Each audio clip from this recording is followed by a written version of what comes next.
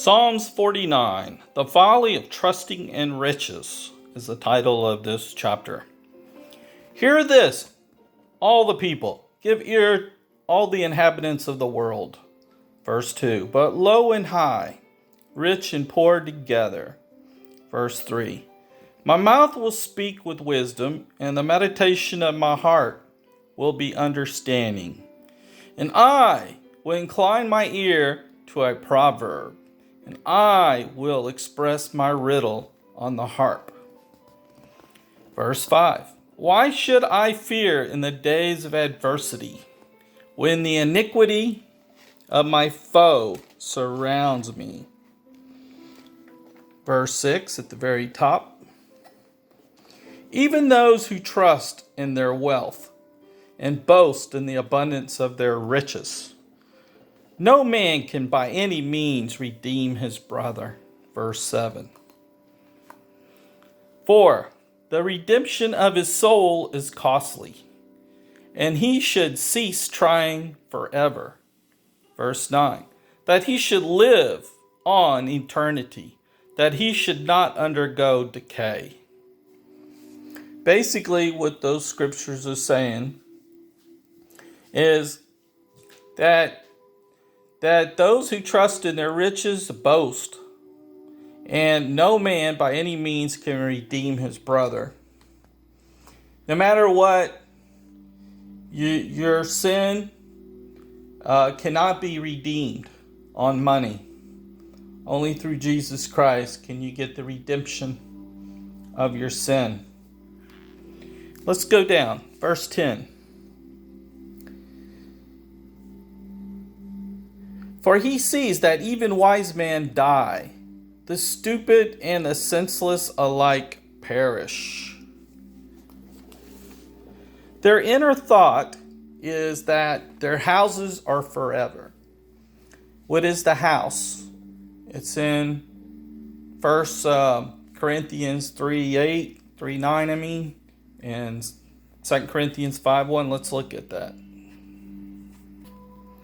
Okay, 2 Corinthians 5:1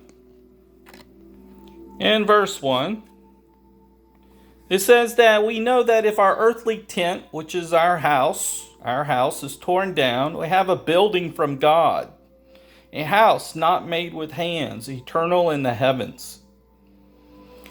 So I wanted you to see that verse, and look at verse 4 also. We indeed, while we are in this tent, we groan. So God refers to our body, our fleshly carton, as a tent, as a house, as a building, not made with hands, but it's eternal, and that's our heart. So the foolish think their house goes on forever. In verse 11, we're back in Psalms 49, and they have called their lands after their own names. Land is a type of our heart. God dwells on a field. 1 Corinthians 3:9. We are God's field, God's land. Verse 12. But man in his pomp, arrogance, pride will not endure. He's like a beast that perish. We also know that in Revelations that God calls a lot of the people that are worldly and don't know Jesus, they're lost. They're in the hands of Satan. He calls them beast, the mark of the beast. Beast is Satan. They're very much like Satan that perish. Verse 13. This is the way of those who are foolish, and of those after them who approve their words. They seek the approval of others, and sheep that are appointed for hell. And that helo means hell. Let's go to the next. Okay, at the very top, Psalms 49. Death shall be their shepherd, and the upright shall rule them in the morning. And their form shall be for hell to consume, so that they have no habitation. But God will redeem my soul from the power of hell, for he will receive me. Let's go back up to the verse 14. Notice that, so that they have no habitation. That means that the lost, the wicked ones, they have no Spirit of God, no habitation of the Spirit of God in them. And so their soul, will be released to the powers of hell. Verse 16, do not be afraid when a man becomes rich, when the glory of his house is increased. For when he dies, he will carry nothing away. His glory will not descend after him. And that's talking about the riches and the glory that man may seek after on this life on earth. But the glory that he had on earth will not follow him. Okay, let's move on. In verse 18, though while he lives, he congratulates himself. And though men praise you, and when you do well for yourself, he shall go to the generation of his fathers. They shall never see the light. Man in his pomp of pride, yet without understanding, is like the beasts that perish.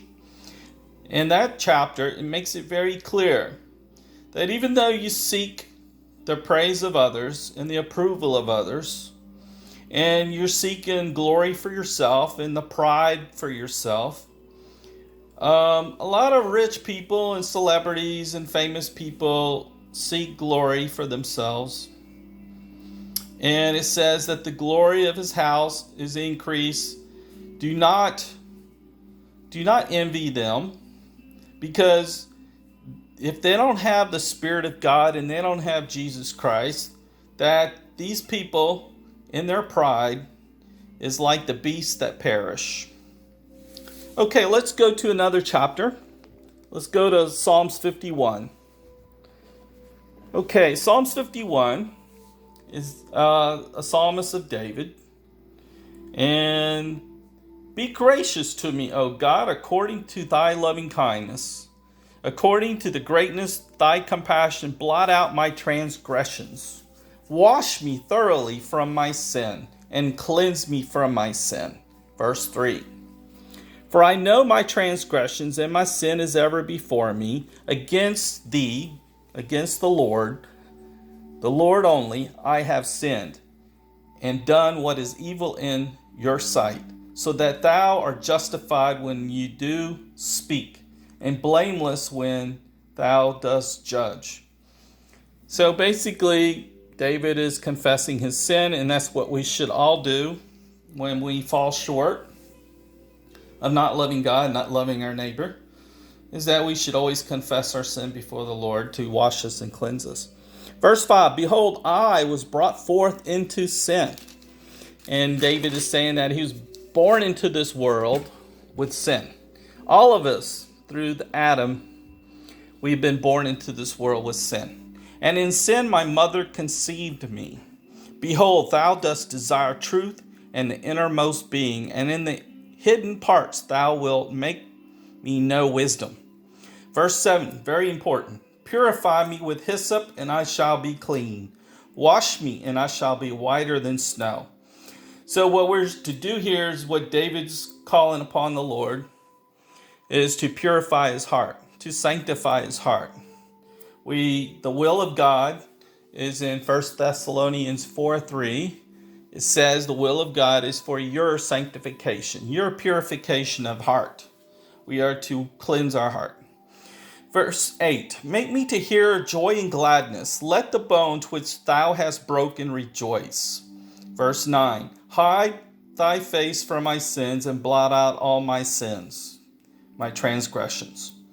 Verse 10, create in me a clean heart, O God, and renew a steadfast spirit within me. Do not cast me away from your presence, and do not take your Holy Spirit from me. Verse 12, restore to me the joy of your salvation, and sustain me with a willing spirit. Then I will teach transgressors your ways, and sinners will be converted to thee. And verse 14, a really good verse here.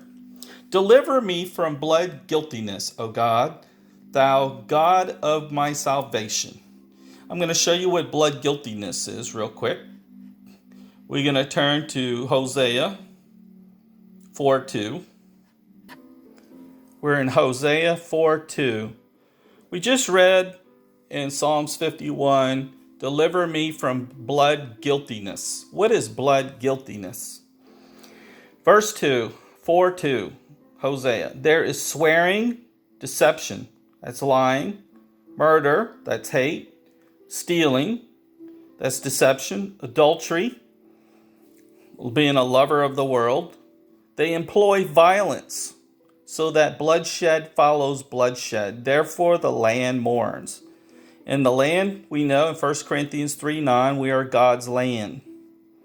Okay, so blood guiltiness is when we have these words of swearing, deception, hate, stealing, deception, lover of the world, lust, violence, words of violence.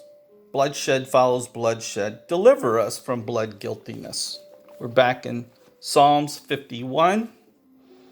And we're looking at that verse 14. Deliver me from blood guiltiness. O God, thou God of my salvation, then my tongue will joyfully sing of your righteousness. O Lord, open up my lips, that my mouth may declare your praise. At the very top, verse 16.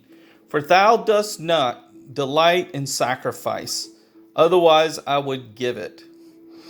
Thou art not pleased with burnt offerings. Okay, burnt offerings is offering up prayers. Sacrifices is doing the works in the church.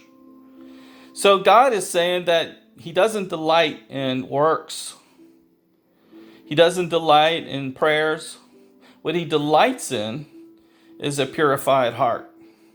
He delights in you cleansing your heart, washing your heart. Verse 17, the sacrifices of God are a broken spirit, a broken and contrite heart. O God, thou wilt not despise. Verse 18, by thy favor do good to Zion. Zion is a type of purified remnant, purified elect. Those that have pure hearts, they are known as Zion. Build the walls of Jerusalem. We are a type of Jerusalem. And put a hedge and protect us from our enemies. Verse 19. Then thou wilt delight in righteous sacrifices, and in burnt offerings, prayer, and whole burnt offerings. Then young bulls will be offered on thine altar. Okay, I hope this has blessed you. We've learned something about purifying our heart and to deliver us from blood guiltiness in our life. May this bless you. Goodbye.